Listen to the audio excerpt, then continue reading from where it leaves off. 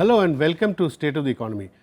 Today we have with us a very special guest, Yogendra Yadav, who is co-founder of Swaraj Abhiyan, which is a movement for alternative politics. Why we have Yogendra Yadav in our office today is that he has extensively toured the worst drought-affected areas in north of India, where there is a veritable crisis in the farm economy. Not now, this has been happening over the past year and more. And Yogendra Yadav has accumulated his experiences, his knowledge about what's going on, he's got information, data, and armed with all of these, he on behalf of Swaraj Abhiyan, went to the Supreme Court some time ago, about 2 months ago, 3 months ago. And fortunately, the Supreme Court has spent over 48 hours listening to the petition and the data, details, experience that Swaraj Abhiyan and Mr. Yogendra Yadav have accumulated. And the Supreme Court has, in a very rare act of response, judicial response, they have asked for more details from states which are facing the drought, and it's not about, it's about people. Over 33 crore people are affected by the drought, which were in the newspapers. So to discuss all that, we have the man himself, Yogendra Yadav, in our studios. Welcome to our show.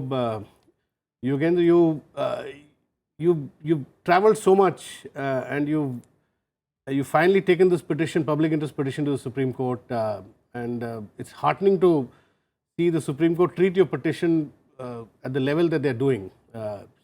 It could be a landmark order whenever it comes. Please tell us, what is so far the Supreme Court, after hearing you people for so many hours over the last many weeks, what is the thinking? Venu, I should begin by thanking you actually for taking note of this, because while the drought has been on for 6 months, the media hasn't taken much notice of it. And of late, we have started noticing it because there seems to be drinking water crisis in urban centers. That's the trigger. So unless something touches urban India, we don't recognize. So, but you are looking at a much wider ramification. So I should thank you. I should also mention why we went to the Supreme Court. Just when the drought became clear, and let's remember, on 1st of October of last year, it was absolutely clear that the country was facing a second successive drought. Yeah. Rainfall was 14% deficient. We've had about 3 back-to-back droughts, right? Two back-to-back national droughts. And some areas have had 3 or 4 years. Yeah. Bundelkhand and Marathwada. Like North India would have about 3 back-to-back, right? In some areas of North India. But 2 crisis points. So this was no surprise, yeah. Absolutely, it was predicted. And the data being good, on 1st of October morning, we knew the country was facing a second major successive drought, because 30th of September is the last day of monsoon. We knew that 39% area of the country is under drought. So on 2nd of October, we started a yatra, Samvedana Yatra we called it. Yeah. We traveled across the drought-affected areas in Karnataka, Telangana, Marathwada, Madhya Pradesh, Uttar Pradesh, Haryana and Rajasthan. And I remember when you were traveling, you were also telling the media about what your experiences. Absolutely, and as you would recall at that point, there was really no interest because we are so distanced from rural India, as if this drought was happening in Ethiopia or something of that kind. You know, we had more coverage of that snowstorm in North America than we had of the drought in India. So that's what even the social media was not reflecting this at all. Honestly, that's the problem. We wrote letters to every chief minister to say, this is what's happening in your state. Please take some precautionary measures. And these are the measures you can take. No criticism, no political bayanbaji. We just made constructive suggestions of what they could take. Except one state, no response. In Maharashtra, we wrote it. Uttar Pradesh had response. I don't think they did all that we wanted them to do, but they at least heard us. Maharashtra, we had anticipated every single thing that is being talked about in the last 2 weeks. We wrote no response. So finally, in the middle of December, Prashant Bhushan said, look, we have to approach the court. And then he went to the court on behalf of Swaraj Abhiyan. And we said, we asked the central government and 12 state governments, what are you doing? 9 of them had declared droughts. We said, what have you done? And 3 states, Haryana, Bihar and Gujarat, which had not declared drought, we said, why are you not declaring drought? In the last 4 months, as you rightly said, this is a case of something which would restore your faith in constitution and the judicial system. The court has been so sensitive to this. They have asked everyone for affidavits, repeated affidavits. Central government has filed 5 affidavits so far. All state governments have filed 1 or 2 affidavits each. The court has examined it very, very closely.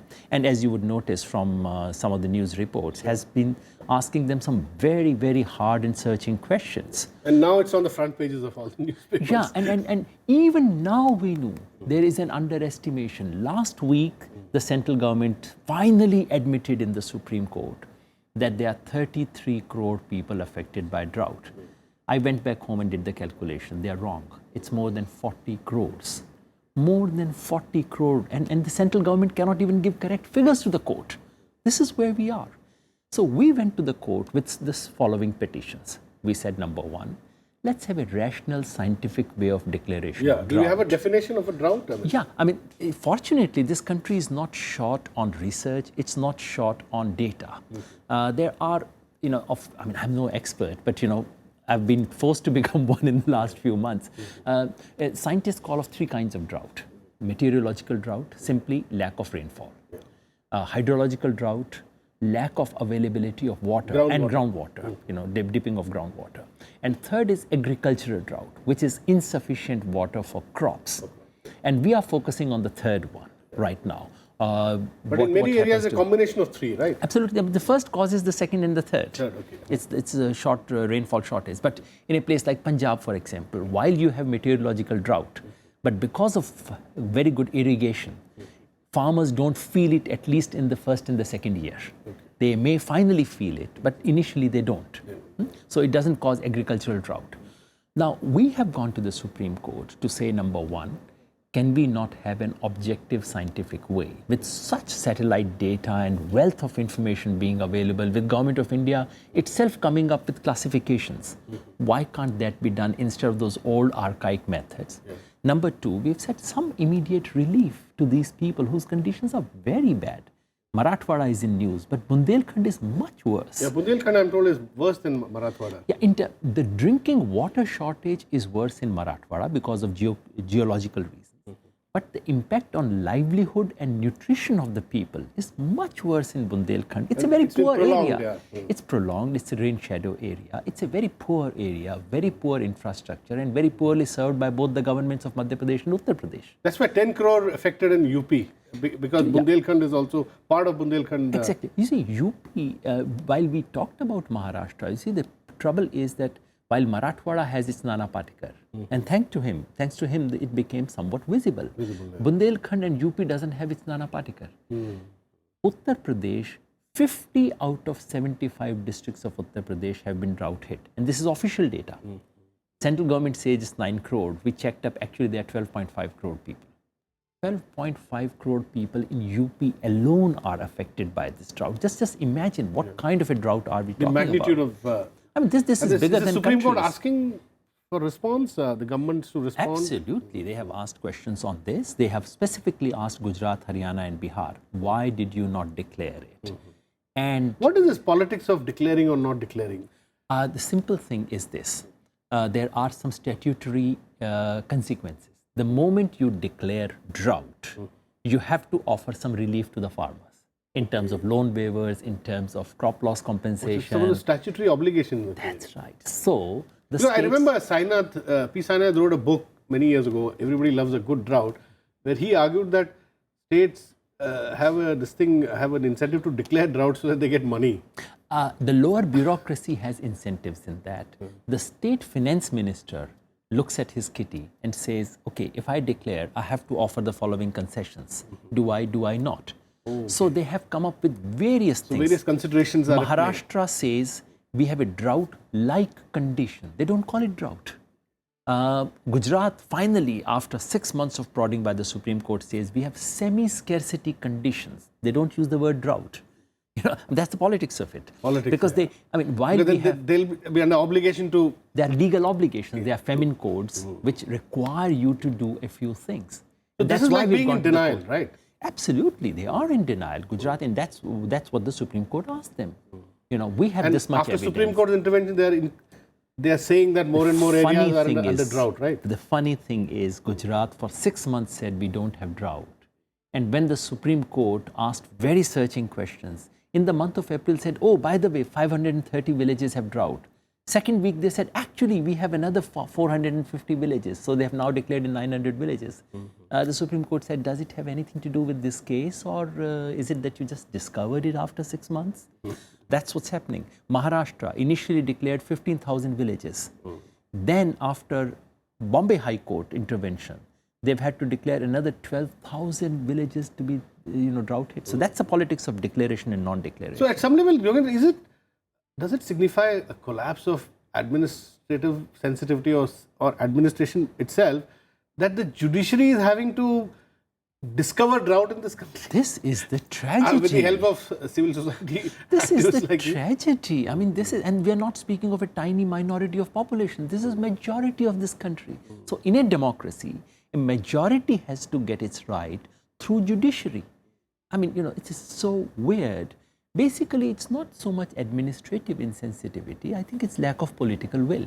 At the top now. Yeah, politico-administrative. Yeah, that's right. The politician now says. I'm not blaming the lower bureaucracy. Yeah, the politician now says, unless it makes it to the media, it's not news.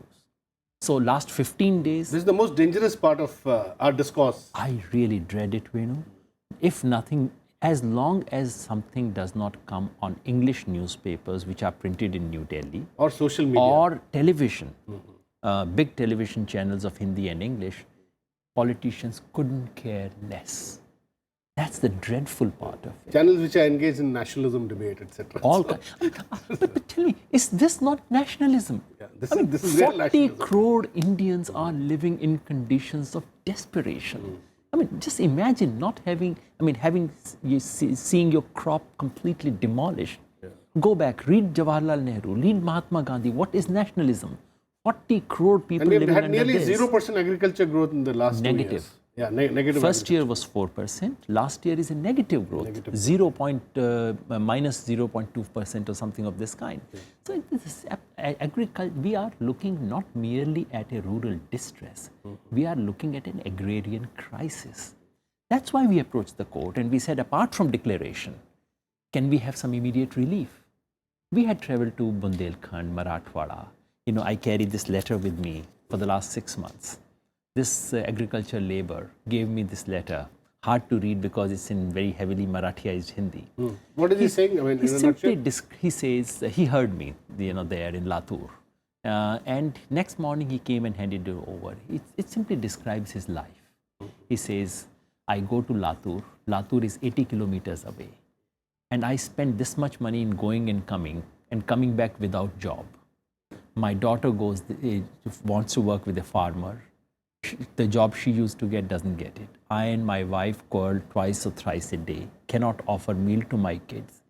They wanted to buy pen and copy last week. I could not afford to get that to them. It simply describes their life. This is, so in Bundelkhand, this is from Marathwada. In Bundelkhand, I asked a woman, when was the last time you cooked dal? And this is in the month of February, I asked her, when I went for the 3rd time to Bundelkhand. She said, Bhaiya, Sawan ke mahine mein ek pav dal laaye the. Sawan. August is when she had last cooked dal in her house. And some agriculture economists tell me that pulses production has actually gone down by about 20% compared to the peak of 2011 or 12. Absolutely. Which was 19 million tons. Prices have rocketed. Yeah, last People 1 month, cannot. Dal prices have gone up by 20-25%. After our first so that's why you have asked for part of the solution is give people.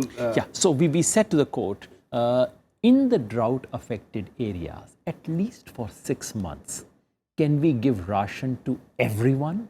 And in addition to the 5 kg dal and under the food security rice, under Food Security Act, and dal also in addition to that, can we give 2 kg dal per household and 1 liter of edible oil per household to let them survive? This is no rocket science. You can just deliver it. And this is what Tamil Nadu delivers every year to all the families anyway.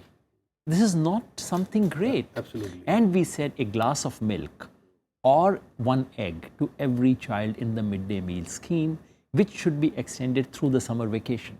The children are not able to eat properly. This is the minimum relief we've asked. And what does the central government say? Central government says fiscal constraints. We don't have money. Malaya can run away with 9,000 crore rupees.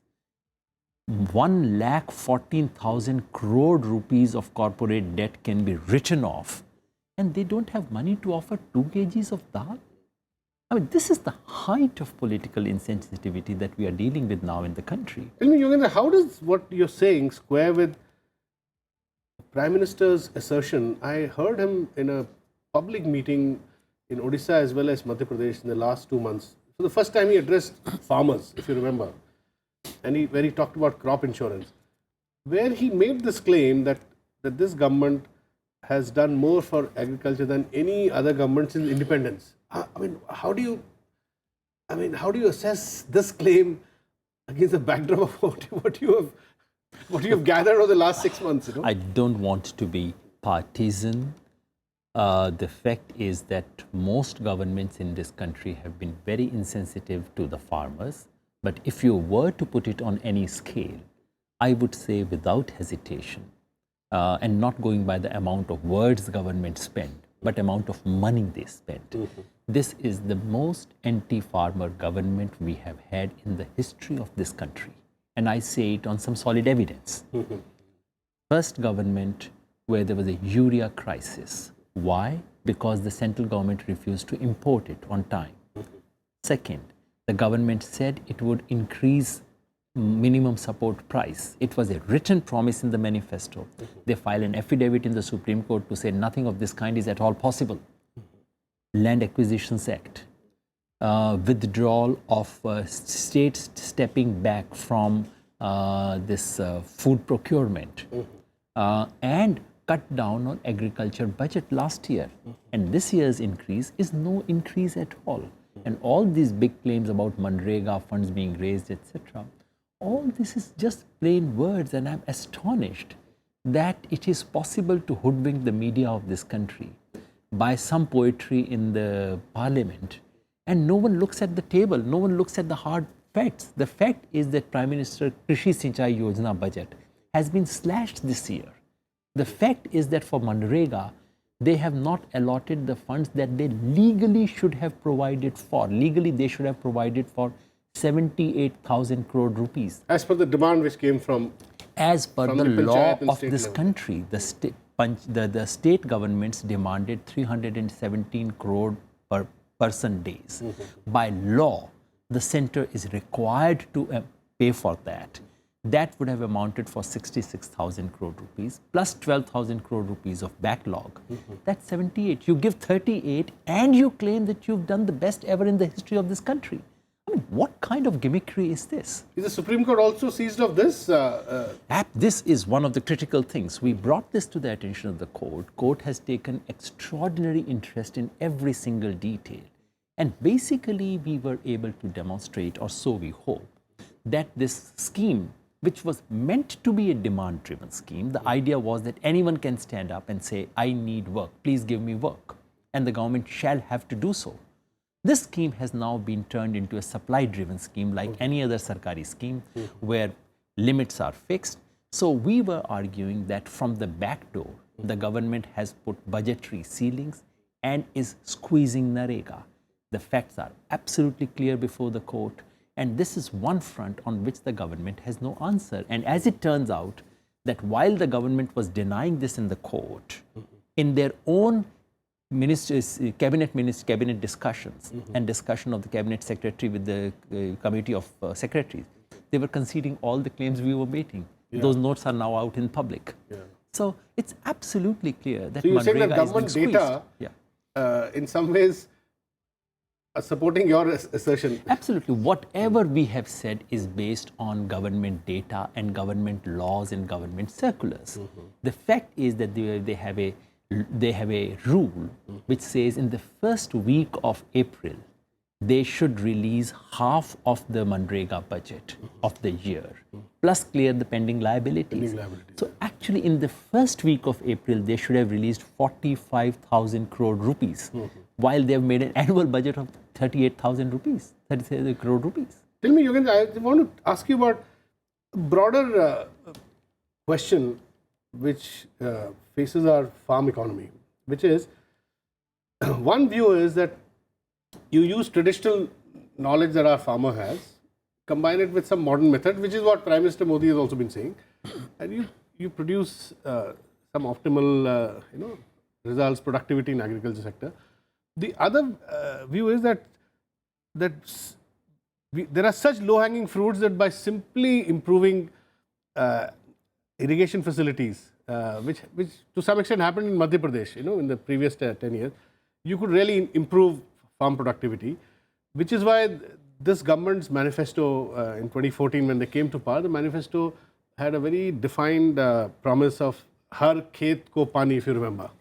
And this government also at least conceptualized that they would create more employment, more income in the farm sector. When you travel in all these distressed agriculture areas, do you see at least beginnings of any of these plans that were there in the manifesto? I'm afraid I couldn't. And once again, let me say, it's not merely this government. In the case of Maharashtra, the previous government is equally responsible for all that has happened. There are other governments, it's a state subject, so there are other non-BJP governments I see which have also not done. I see very nice words emanating from Delhi. I don't see any work happening on the ground. You're absolutely right. Irrigation is, yes, a low-hanging fruit. Irrigation and bit of drip irrigation. Yeah. These two things can do wonders. Yeah. And the tragedy is, so many small irrigation projects are 80% completed, 90% completed, just waiting for that last mile, just waiting. What is stopping that last mile from happening? Lack of funds, bureaucratic lethargy, and whoever had to make his money, that fellow has made his money. He has no interest now in that tiny 10% which is left. Can we have a national mission? It will cost about 1 lakh crore rupees. Which the government of India can afford. Remember in 2009, when there was a meltdown, not in India, meltdown in the US, the government gave a package to Indian industries of 3 lakh crore rupees. Sure. It was a one-time bailout. One-time bailout. Can't you give one-time bailout to Indian agriculture, irrigation? And for heaven's sake, can we stop pursuing this mirage of this big, huge thing, one Narmada and a river linking and all these grand thousands, tens of thousands of crore rupees. Spend a few 100 crore rupees. Allow these small things to happen. Maharashtra government is doing something quite decent. Jal Yukt Shivar. Just allow groundwater to be recharged. Lots and lots of small irrigation projects to be completed. A national mission for recreating ponds and talabs in this country, which we desperately need. Can we not do that? This is one simple thing which would change the face of agriculture in this country. Why is that not done? Is it because there is no money here? Tell me, I want to ask you another question here, which is some couple of months ago, I had a member of parliament on this show from Biju Janata Dal, Tathagat Satpathy. He made an interesting point. He giving Odisha's experience, because he's a Lok Sabha, 5-time Lok Sabha member of parliament, so he sees what is happening in his constituency. And he said that, this is his assessment, he says that it's possible that this government, with good intentions, the road to hell is always paved with good intention. That's right. It wants to, on a very macro basis, shift some maybe 100 million people out of farming into smart cities, into some other activities, industrial activities. And he suggested that it's almost like, it could be like a Mao's great leap forward, but done in a democratic framework, which of course is not happening, because the democratic framework is giving a big pushback. he says it won't work. Such a top-down conceptual framework will not work. You have to go back to small farmers' economics. You know. So do you agree with this formulation of that I heard from? I agree with the suspicion that this is what the planners have in mind, not just BJP. I guess the same was the true earlier Also. Yeah. All economists, experts in this country somehow believe that we have too many people in agriculture, which is probably right. That the best way would be to allow the population in agriculture to go down. Now, this is what happened in Europe. What the tiny thing they forget is this happened in Europe at the time of rapid industrialization. Urban areas needed people. They actually naturally organically sucked people. So there was a pull factor. Now there is a push factor. And remember, last 20 years we have achieved these miraculous growth figures without job creation. It's a jobless growth. Where would you push these people? Will they go to these smart cities? Will they lead a smart life? Or will they lead a life of hell? No housing. Can our cities, if 10% of our urban population is pushed in the next 10 years, do our cities have the space to accommodate them? Can we offer them any employment? If not, what kind of anomie and criminality and social disaster would it lead to? You know, so this whole thing of emulating Europe, this is pathological. The only way would be, of course it's true, no country in India today cannot live with 55% of its population dependent on your agriculture. But you have to create manufacturing opportunities in rural India. You have to create value addition, agro industries in rural India. That is what is needed. Small scale industries, cottage industries, lots of value additions. You have to increase employment avenues in rural India. Otherwise, we are inviting a disaster at the intersection of rural and rural as they call. Yeah, that's right. Food processing, etc. Yeah. Unless, otherwise, we are courting a human disaster in this country, and no one seems to care. The problem is so much of thinking about the future of this country resides in such tiny enclaves of urban India, metropolitan concerns. Everything good, everything aspirational. The word aspiration is attached to urban India. I mean, as if rural people have no aspirations. And no disaster is a disaster unless it touches urban metropolitan India. Bengaluru doesn't have water, it's national news. Farmers in Bundelkhand and Marathwada have been living under these conditions for more than 6 months. It's not news. We have to change this mindset. Thank you very much, Yogendra Yadav, for sharing your experience with us, and hoping that some of these issues that you've taken to the Supreme Court gets us some comprehensive response from across different states. Thank you very much for talking to us. Thank you. That's all we have in this edition of State of the Economy. We'll be back with you next week. Thanks for watching.